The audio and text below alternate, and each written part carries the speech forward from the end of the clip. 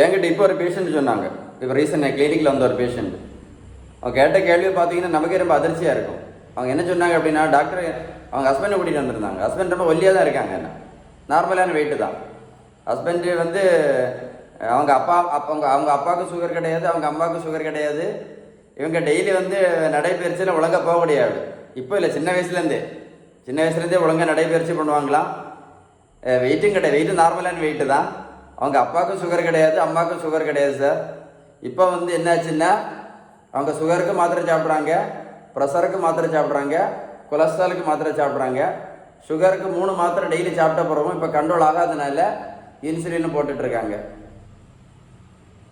புரிஞ்சுக்கிட்டே? கேள்வி புரிஞ்சில்ல உங்களுக்கு? அப்பாவுக்கு சுகர் கிடையாது, அம்மாவுக்கு சுகர் கிடையாது. டெய்லி நடைபயிற்சி வேறு பண்ணக்கூடிய ஆள். டெய்லி நடைபயிற்சி பண்ணக்கூடிய ஆளுக்கு சுகர் வந்திருக்கவே கூடாது. அதான் அவங்களுக்கு ரொம்ப அதிர்ச்சியாக கேட்குறாங்க. என் ஹஸ்பண்ட் டெய்லி சின்ன வயசுலேருந்தே டெய்லி நடைபயிற்சி போகக்கூடிய ஆள். காலையில் டெய்லி மழை பெஞ்சாலும் நடைபயிற்சி ஒழுங்காக போகக்கூடிய ஆள். ஆளுக்கு இப்போ சுகர் வந்திருக்கு அப்படின்னு ஒல்லியாக தான் இருக்காங்க வேற. அப்போ என்ன பிரச்சனை?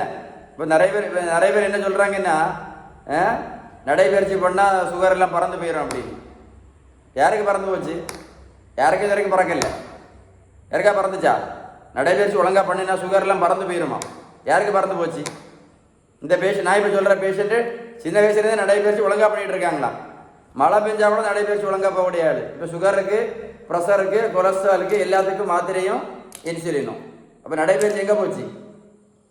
நான் அவங்கள்ட்ட கேட்டேன், உங்கள் ஹஸ்பண்டுக்கு ஏன் சுகர் வந்துச்சுன்னு கேட்டேன், ஏன் ப்ரெஷர் வந்துச்சுன்னு கேட்டேன், ஏன் கொலஸ்ட்ரால் வந்துச்சுன்னு கேட்டேன் அவங்களுக்கு பதில் தெரியாது. டாக்டர் எழுதி இருந்தாங்க போட்டுட்ருக்கேன் சார் அப்படின்னு. ஆனால் அவங்களுக்கு ஒரே பதட்டம். இப்போ அவங்களுக்கு இப்போ டெய்லி ஒரே பதட்டம்.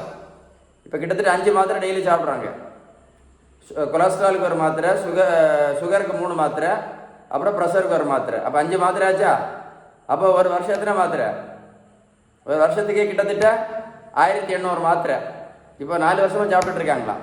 அப்போ எத்தனை மாத்திரை சாப்பிட்டாச்சு? கிட்டத்தட்ட ஒரு 8000 மாத்திரை சாப்பிட்டாச்சு. அவங்களுக்கு இப்போ பயம் இருக்கும், கிட்னி என்ன அடிச்சுட்டு போயிருமா அப்படின்னு. கரெக்டு தானே? சுகர் எதனால் வந்துச்சுன்னு கேட்டேன்னு தெரியல அவங்களுக்கு. ஒரு ஆளுக்கு ஏன் சுகர் வருது? Insulin resistance. ஒரு ஆளுக்கு ஏன் ப்ரெஷர் வருது? Insulin resistance. ஒரு ஆளுக்கு ஏன் கெட்ட கொலஸ்ட்ரால் வருது? Insulin resistance. 3 கேள்விக்கும் ஒரே பதில் தான், இன்சுலின் ரெசிஸ்டன்ஸ். புரிஞ்சுதா புரியலையா? சுகரு, ப்ரெஷரு, கொலஸ்ட்ராலுக்கு எல்லாத்துக்கும் காரணம் ஒரே காரணம் தான், இன்சுலின் ரெசிஸ்டன்ஸ். ஒல்லியாக இருந்தாலும் இதுதான் பிரச்சனை, வண்ணமாக இருந்தாலும் இதுதான் பிரச்சனை. இதை சரி பண்ணணும் அப்படின்னா ஒரு வழி தான் இருக்குது. இன்சுலின் ரெசிஸ்டன்ஸ் சரி பண்ணணும் அப்படின்னா ஒரு வழி தான் இருக்குது.